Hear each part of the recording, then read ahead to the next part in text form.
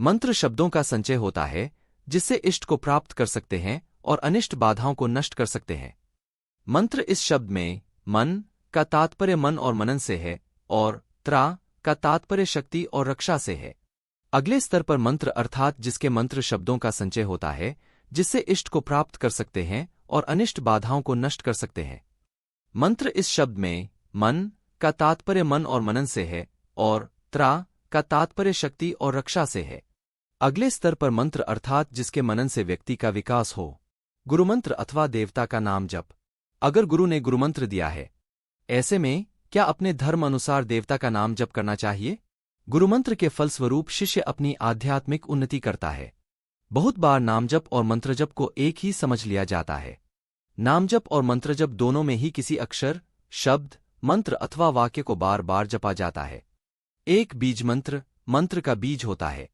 यह बीज मंत्र के विज्ञान को तेजी से फैलाता है। किसी मंत्र की शक्ति उसके बीज में होती है। मंत्र का जप केवल तभी प्रभावशाली होता है जब योग्य बीज चुना जाए। बीज मंत्र के देवता की शक्ति को जागृत करता है। मंत्र का जप क्या है? को सभी मंत्रों का राजा माना जाता है। सभी बीज मंत्र तथा मंत्र इसी से उत्पन्न हुए हैं। इसे कुछ मंत्रों के पहले लगाया जाता है। यह परब्रह्म का परिचायक है कि निरंतर जप का प्रभाव ईश्वर के निर्गुण तत्व से संबंधित है। ईश्वर के निर्गुण तत्व से ही पूरे सगुण ब्रह्मांड की निर्मित हुई है। इस कारण जब कोई का जप करता है तब अत्यधिक शक्ति निर्मित होती है। क्या मंत्र में इतनी शक्ति होती है? क्या जपे गुरुमंत्र अथवा देवता का मंत्र? मंत्र शब्दों का संचय होता है जिससे इष्ट को प्राप्त कर सकते हैं और अनिष्ट बाधाओं को नष्ट कर सकते हैं। मंत्र इस शब्द में मन का तात्पर्य मन और मनन से है और त्रा का तात्पर्य शक्ति और रक्षा से है। अगले स्तर पर मंत्र अर्थात जिसके क्या मंत्र में इतनी शक्ति होती है। क्या जपे गुरुमंत्र अथवा देवता का मंत्र? क्या मंत्र में इतनी शक्ति होती है? क्या जपे गुरुमंत्र अथवा देवता का मंत्र? मंत्र शब्दों का संचय होता है जिससे इष्ट को प्राप्त कर सकते हैं और अनिष्ट बाधाओं को नष्ट कर सकते हैं। मंत्र इस शब्द में मन का तात्पर्य मन और मनन से है और त्रा का तात्पर्य शक्ति और रक्षा से है। अगले स्तर पर मंत्र अर्थात जिसके मनन से व्यक्ति का विकास हो। गुरुमंत्र अथवा देवता का नाम जप। अगर गुरु ने गुरुमंत्र दिया है, ऐसे में क्या अपने धर्म अनुसार देवता का नाम जप करना चाहिए? गुरुमंत्र के फलस्वरूप शिष्य अपनी आध्यात्मिक उन्नति करता है। बहुत बार नामजप और मंत्रजप को एक ही समझ लिया जाता है। नामजप और मंत्रजप दोनों में ही किसी अक्षर, शब्द, मंत्र अथवा वाक्य को बार बार जपा जाता है। बीज मंत्र क्या है? एक बीज मंत्र मंत्र का बीज होता है। यह बीज मंत्र के विज्ञान को तेजी से फैलाता है। किसी मंत्र की शक्ति उसके बीज में होती है। मंत्र का जप केवल तभी प्रभावशाली होता है जब योग्य बीज चुना जाए। बीज मंत्र के देवता की शक्ति को जागृत करता है। मंत्र का जप क्या है? को सभी मंत्रों का राजा माना जाता है। सभी बीज मंत्र तथा मंत्र इसी से उत्पन्न हुए हैं। इसे कुछ मंत्रों के पहले लगाया जाता है। यह परब्रह्म का परिचायक है कि निरंतर जप का प्रभाव ईश्वर के निर्गुण तत्व से संबंधित है।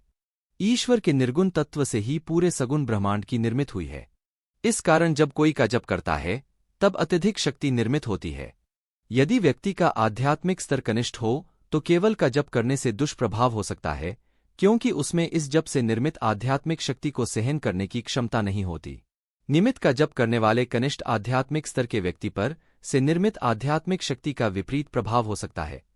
कनिष्ठ आध्यात्मिक स्तर के व्यक्ति को शारीरिक कष्ट जैसे अति अम्लता, शरीर के तापमान में वृद्धि इत्यादि अथवा मानसिक स्तर पर व्याकुलता हो सकती है।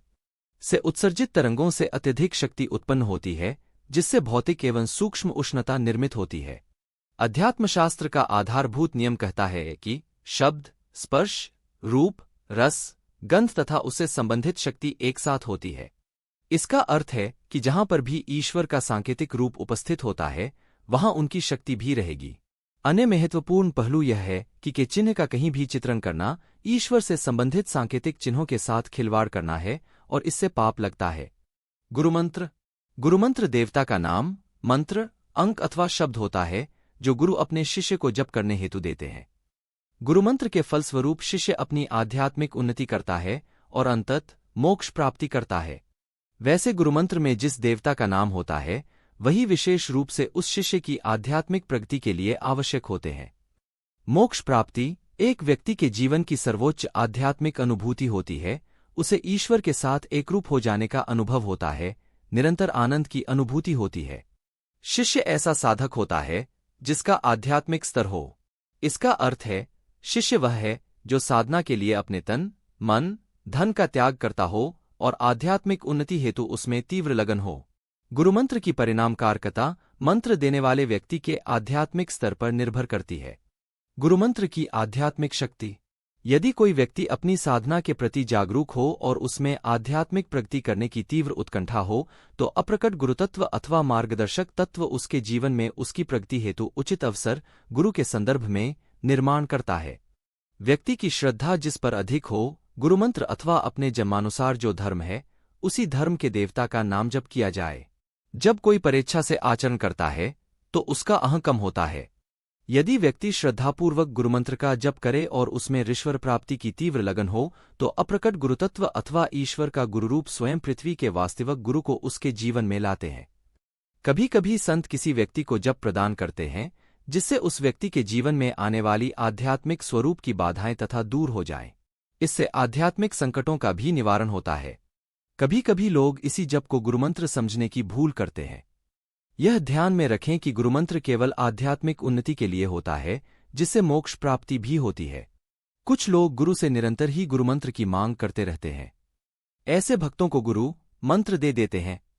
उसी प्रकार पैसे देकर जो गुरुमंत्र लिया जाता है, वह भी नाम मात्र का ही गुरुमंत्र होता है। यदि किसी व्यक्ति अथवा साधक को गुरु गुरुमंत्र देते हैं, तब भी उस व्यक्ति को गुरुमंत्र जप के साथ आध्यात्मिक प्रगति के लिए सत्सेवा, त्याग तथा सभी से निरपेक्ष प्रेम, प्रीति करना चाहिए।